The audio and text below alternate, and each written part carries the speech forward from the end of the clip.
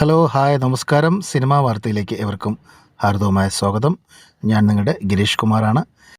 യാത്ര 2 എന്ന ചിത്രത്തിൻ്റെ പ്രദർശനത്തിനിടെ തിയേറ്ററിൽ തമ്മിത്തല്ല്. മഹി വി രാഘവിൻ്റെ സംവിധാനത്തിൽ മമ്മൂട്ടിയും ജീവയും കേന്ദ്ര കഥാപാത്രങ്ങളെ അവതരിപ്പിക്കുന്ന തെലുങ്ക് ചിത്രമാണ് യാത്ര 2.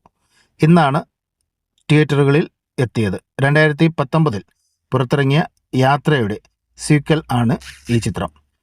ആന്ധ്രാപ്രദേശ് മുൻ മുഖ്യമന്ത്രി YS രാജശേഖര റെഡ്ഡിയുടെ ജീവിതത്തിലെ ഒരേട് പശ്ചാത്തലമാക്കി യാത്രയിൽ വയസ്സാറായി എത്തിയത് മമ്മൂട്ടിയായിരുന്നു.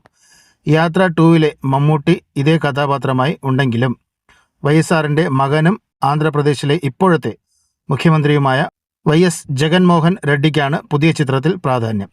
ജീവയാണ് ജഗൻമോഹൻ റെഡ്ഡിയായി ചിത്രത്തിൽ എത്തുന്നത്. ഇപ്പോഴിതാ ഹൈദരാബാദിൽ ചിത്രം പ്രദർശിപ്പിച്ച ഒരു തിയേറ്ററിൽ നിന്നുള്ള രംഗം സോഷ്യൽ മീഡിയയിൽ വൈറലാണ്. കാണികൾ തമ്മിൽ തിയേറ്ററിൽ ഹാളിൽ പൊരിഞ്ഞ അടി നടക്കുന്നതിൻ്റെ വീഡിയോ ദൃശ്യമാണ് ഇത്. ഹൈദരാബാദിലെ പ്രസാദ് മൾട്ടിപ്ലക്സ് നിന്നുള്ള രംഗങ്ങളാണ്. ജഗൻമോഹൻ റെഡ്ഡിയുടെയും പവൻ കല്യാണിൻ്റെയും ആരാധകരാണ് തമ്മിലടി എന്ന് തെലുങ്ക് മാധ്യമങ്ങൾ പറയുന്നു. ഇതിലേക്ക് നയിച്ച കാരണങ്ങൾ വ്യക്തമല്ല. രാഷ്ട്രീയ എതിരാളികളാണ് ജഗൻമോഹൻ റെഡ്ഡിയും പവൻ കല്യാണും. ചിരഞ്ജീവിയുടെ പ്രജാരാജ്യ പാർട്ടിയിലൂടെ രാഷ്ട്രീയ രംഗത്തേക്ക് എത്തിയ പവൻ കല്യാൺ 2014 ജനസേവന പാർട്ടി എന്ന കക്ഷിക്ക് തുടക്കം കുറിച്ചു. നിലവിൽ പാർട്ടി പ്രസിഡന്റാണ്.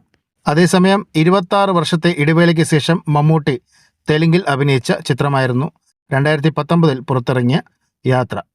2004 കോൺഗ്രസിനെ അധികാരത്തിലെത്തിക്കാൻ സഹായിച്ച YSR നയിച്ച 1475 കിലോമീറ്റർ പദയാത്രയെ ആസ്പദമാക്കിയുള്ളതായിരുന്നു ഈ ചിത്രം.